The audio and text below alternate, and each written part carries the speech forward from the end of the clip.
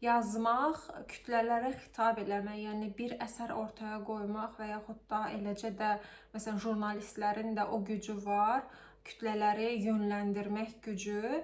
Yəni bu gücə sahib olan insanların əsasən modern zamanda da daha çox görürük, sosial mesajlar verirlər. Yəni bir ədəbiyyat oxuyursan və orada yazarın hansısa fikrini əsaslandırmaq üçün, gücləndirmək üçün bir hekayə ortaya qoyduğunu görürsən. Yəni sənə bir sosial mesaj vermiş olur. Çox vaxt təhlillər apararkən də burada yazar bu mesajı verirdi, bu mesajı verirdi deyə müzakirələr edilir. Mən bunu qətiyyən sevmirəm. Çünki mənə görə ədəbiyyat, incəsənət və yaxud da ki, fəlsəfə sənə cavab verməli deyil. Belə bir qayğısı olmalı deyil incəsənətin. Əksinə səndə sual yaratmalıdır. Və Shakespeare haqqında hansı ki minlərlə şayələr var, onun öz əsərlərini bildiyiniz kimi özünü yazmadığı deyilir, minlərcə versiyalar var, amma yenə də hər kim olursa da olsun, çox vaxt çünki əsassız olur bu dedikodular, Shakespeare ədəbiyyat dahisidir. Bunu da sübut eləmək üçün sadəcə digər əsərlərini, əlbəttə ki, yəni bütün əsərləri öz-özlüyündə bir möcüzədir. Sırf Hamlet əsərini oxuyarkən, üzərində düşünərkən Shakespeare-in nə dərəcədə bir dahi olduğunu görə bilirik. Nəyə görə?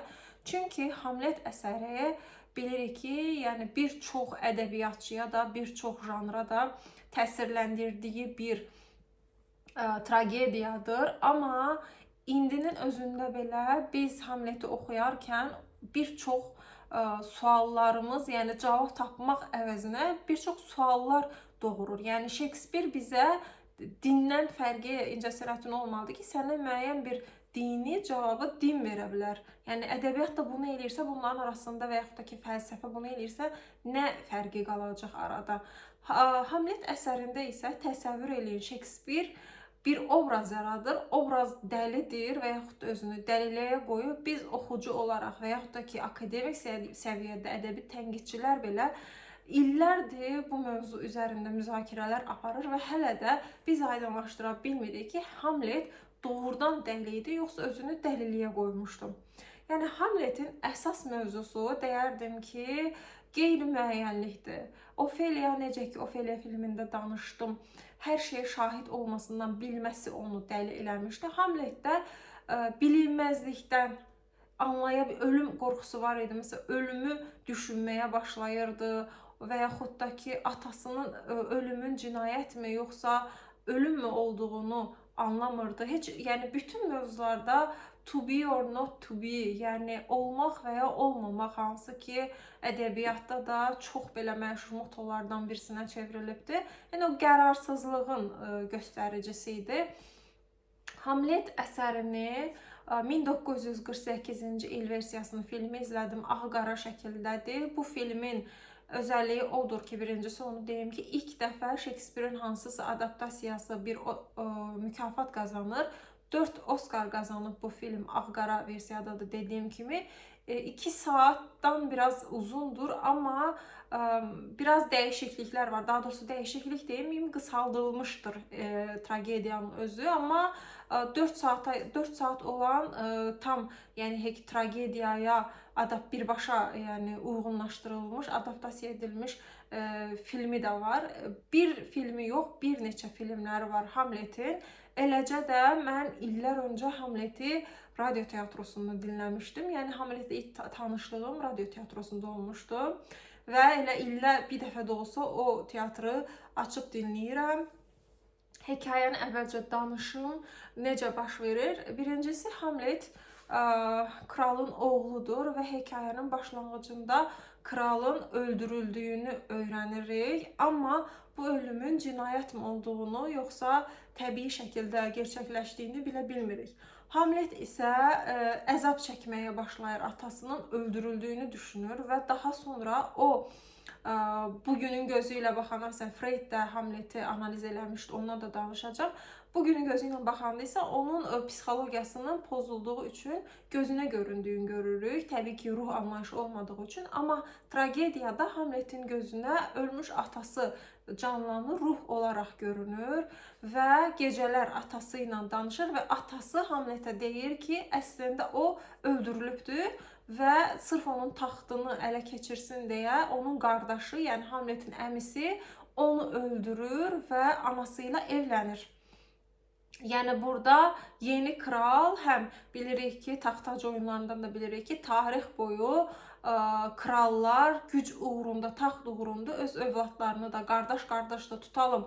Bir ananın 10 oğlu varsa belə, o oğullardan birinin kral olması üçün, taxta çıxması üçün o 9-unun ölməsi və yaxud da ki, Dəmir Maskalı Adamda da gördüyümüz kimi harasa qəsrə filan bağlanılması, həbs edilməsi lazım idi. Çünki nəticə olaraq ən güclü olan, daha doğrusu güclü deməzdim, ən manipulativ olan və yaxud da ki, hiləgər olan sonunda həyatda qalırdı. Yəni tamamilə vəhşi bir mübarizə var burada və buradakı tac oyunları da buna bənzəyir. Qardaş qardaşını taxt uğrunda öldürür və onun həyat yoldaşı ilə evlənir. Hamlet bunu qəbullana bilmir, çünki atasının öldüyü çox qısa bir müddətdir, hətta 2 saat adlandırır, amma 2 ay keçmiş olur. Amma anası artıq əmisi ilə, yəni Hamletin əmisi ilə evlənmiş olur və atası da onun gözünə görünür bir tərəfdən ki, həm Hamlet qəbullana bilmir. Atasının ölümü ona dəhşətli görünür. Ölümü sorğulamağa ilk başda burada başlayır. Deyir, mənim atam kral idi, dünyaya hökm eləyirdi. Amma necə oldu ki, qısa bir müddətdə 2 ay ərzində, 2 gün deyir, dediyim kimi, o unudulur və heç nə olmamış kimi onun taxtına heç kim onu xatırlamır. Yəni ölüm belə bir şeydir. Dünən danışıb güldüyün adam, dünyaya hökm edən adam bugün ölmüş olur. Danimarka kralı olur bu arada atası. Hekayə də Danimarkada bir qəsrdə keçir və ölümü sorğulamağa başlayır. Daha sonra onun psixoloji, bu filmdə də əsasən psixoloji tərəfini görürük. Atasının ruhunu görür. Atası dediyim kimi onun böyük ehtimalla şuur altıdır, öldürüldüyünü deyir. Və həm bunun intiqam planını qurur. Çünki öldürmək gücü var. Gedib kralı öldürə bilər. Öldürmək istəmir, çünki Hamlet dini təlim almışdı. Dini, belə deyim, toplumda ailəsi dindar idi və onun atası özünü sorğulayanda deyirdi ki, mənim atam inancına görə günahlarını etiraf edərək, tövbə edərək öləndə cənnətə düşürsən, amma bunu edərək ölməyəndə cəhənnəmliksən. O deyirdi ki, mənim atam cinayətə qurban getdi deyə günah çıxarda bilmədi, yəni tövbə eləmədən öldü və əbədi cəhənnəmə getdi. Mən kralı öldürsəm, o deməli günahlarını çıxardacaq və əksinə cənnətə getmiş olacaq. Yəni onu öldürməməsinin səbəbi budur. Freud bunu tamamilə başqa cür analiz eləmişdi. Amma nəticə olaraq o öldürməkdə də tərəddüd eləyir, intiqam qurmaq istəyir və intiqam planları onu bir növ dəliyə çevrilir. Çünki Ofelia ilə də münasibəti, Ofelia filmindən danışanda demişdim, daha çox orada başrolda Ofelia idi, amma əsərin özündə Ofelia patriarxal tərəfindən, yəni həm atası, Ofelia'nın öz atası onu öz məqsədlərində istifadə eləyir, həm Hamlet onu psixologiyası ilə oynayır, gah sevdiyini anlayırıq, gah sevmədiyini anlayırıq ki, filmdə də pis davranırdı Ofelia'ya. Həm də cəmiyyət tərəfindən, yəni qəbul görmür və Ofelia'nı dəli eləyən əslində o cəmiyyət olur ki, ətraflarındakı insanlar olur və o dəli olaraq tragediyaya görə sonunda ölür. Hamlet tragediyasında bu arada çox belə gülüş obyekti olan, çox teatrlarda da səhnələşdirilən hekayəsi, tragediyanın sonunda təbii tragediya olduğu üçün hamı ölür. Bir dənə Hamletin dostu qalır, o da bu hekayəni qələmə alır. Deməli, Hamlet intiqam planları qurarkən dediyim kimi həm ölümün dəhşətini anlayıbdı. Düşünür ki, yəni atası bu qədər güclü olan atası öldü və tamamilə unuduldu. Demək ki, ölüm belə bir şeydir.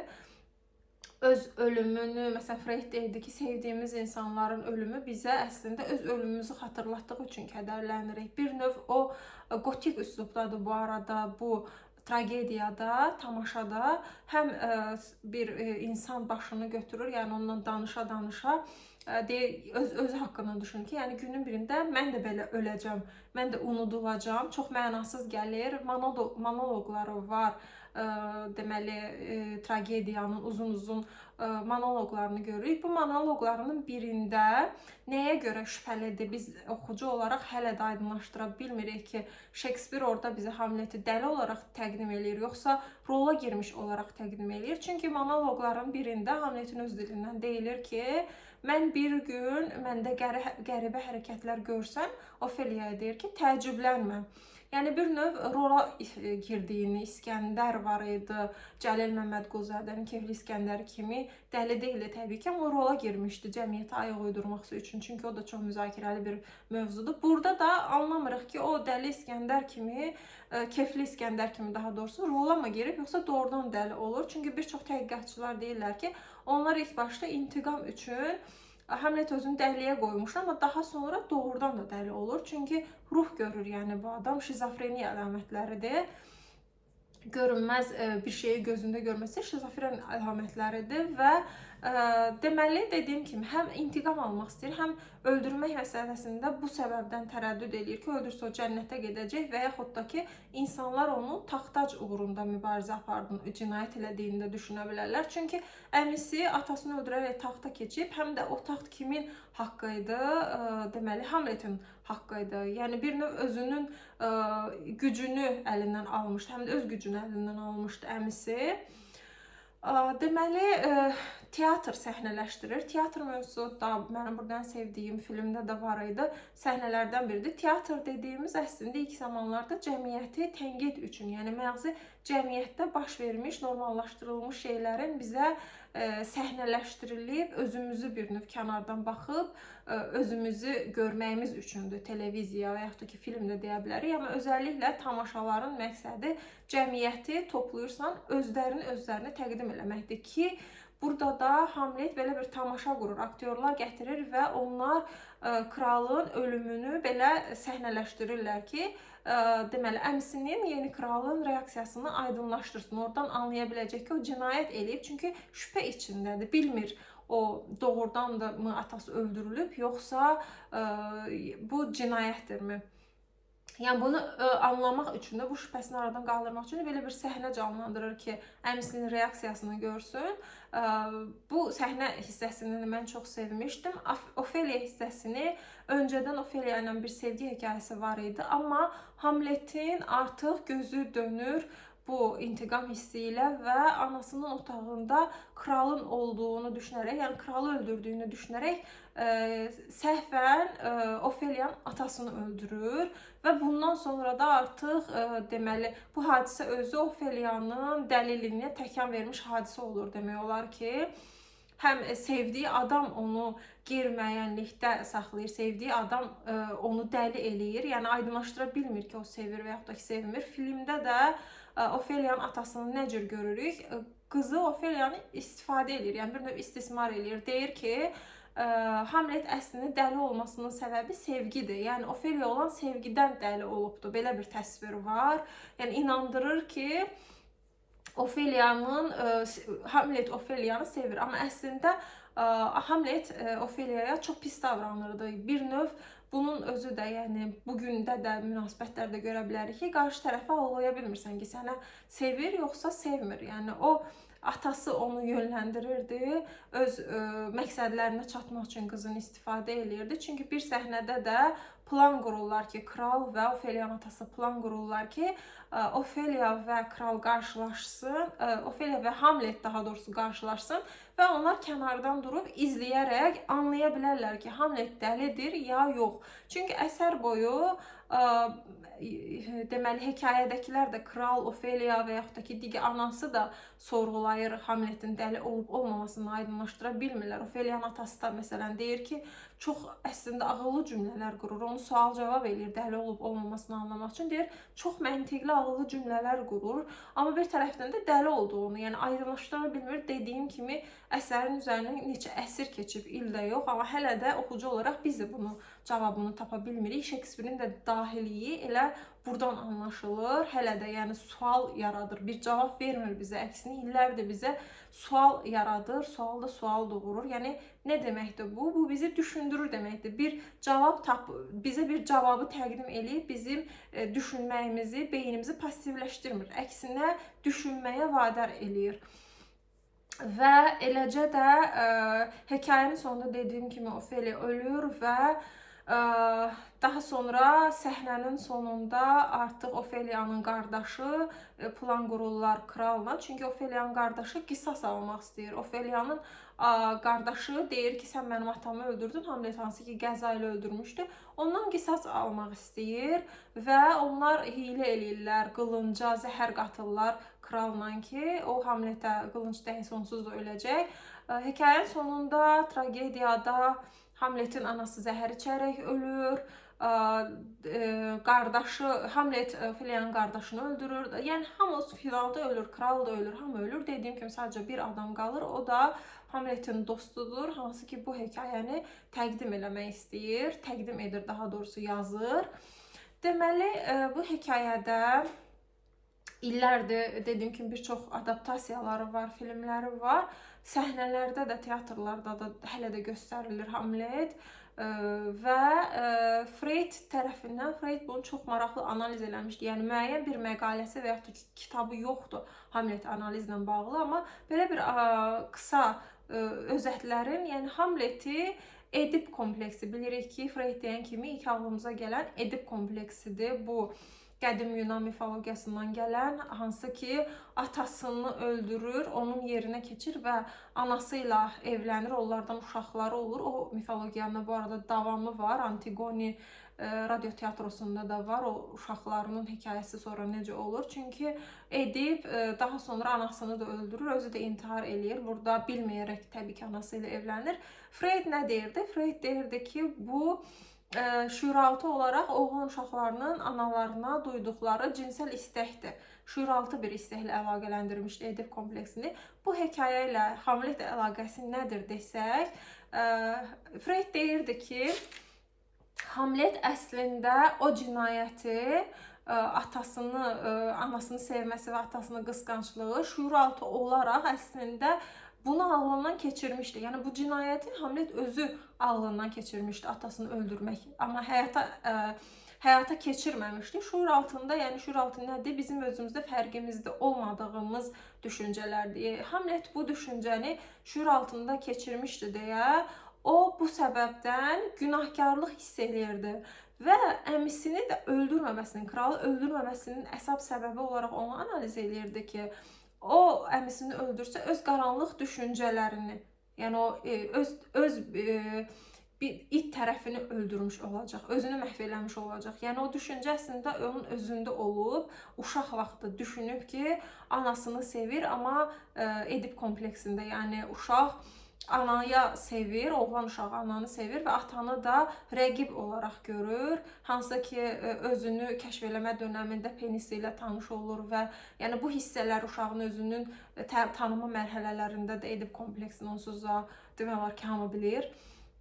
Və dediyim kimi Hamleti Edip kompleksi ilə bir çox mifologiyanı əslində Freud analiz eləmişdi. Bu da onun analiz elədiyi Freudizyan baxışdan birisidir. Yəni Hamletin hekayəsini bu cür təhlil eləmişdi ki, onun ruh görməsinin də səbəbi günahkarlıq psixologiyası. Çünki atasını günahkarlıq psixologiyası nədir? Cinayət və cəzada gördüyümüz kimi cinayət elirdi və daha sonra bunun psixologiyası pozulurdu. Buna şizofren təqiblər, gözünə hadisələr görünür, təqib elədiyini düşünürdü. Yəni Hamlet bu düşüncə onda olmuşdu deyə, uşaq vaxtı atasını öldürmə düşüncəsi olmuşdu deyə günahkarlıq psixologiyası yaşayır və günahkarlıq psixologiyasına görə də onun gözünə ruh görünür. Yəni atasının öləndən sonra ruh olaraq onun gözünə görünməsinin səbəbini günahkarlıq psixologiyası olaraq analiz eləmişdi və dediyim kimi öldürməmə səbəbi də kralı öldürsəydi əslində öz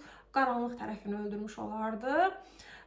Yəni film də 1948-ci ildə çəkilmiş filmi də mən əslində çox bəyəndim. Tamamilə həm qala olaraq, həm də ki motiv olaraq gotik üslubdaydı. Belə, yəni Hamlet əsəri barədə də dediyim kimi Ofeliya orada ən faciəvi obrazlardan biridir, amma orada ona qısa yer verilmişdi. Daha sonradan isə 2018-ci ildə onun alternativ baxışını görmüşdük. Rejissor alternativ baxış çəkmişdi. Feminist baxış daha doğrusu deyərdim. Ofeliyanın əslində ölmədiyini, o oradan uzaqlaşıb özünə yeni bir həyat qurduğunu alternativ versiyada izləmişdi filmdə. Daha çox onu bəyənmişdim. O filmi danışmışdım deyə də ehtiyac duydum ki, Hamleti danışım. Radio teatrosunda türkçədə, ingiliscədə dinləyə bilərsiniz. Hamleti var və eləcə də filmləri olaraq da dediyim kimi bir neçə versiyaları var filmlərin. Mən 2 filmini izləmişəm, o 4 saatlıq olanı və dünən də bu 1948-ci ildəki ilk Oscar almış, 4 Oscar almış versiyasını izlədim və çox bəyəndim. Shakespeare-də ümumiyyətlə, yəni ədəbiyyatla maraqlanan hər kəs Shakespeare-i bir dahi olaraq təbii ki qəbul eləyir və əsərlərini də dediyim kimi əsas özəlliyi əsərlərdir bizə bu sualın belə cavabını tapa bilmirik. Shakespeare də ədəbiyyat dahisidir, mütləq oxunulmalıdır. Digər əsərlər də var radio teatrosunda və bir çox başqa filmlər də var, adaptasiyaları var.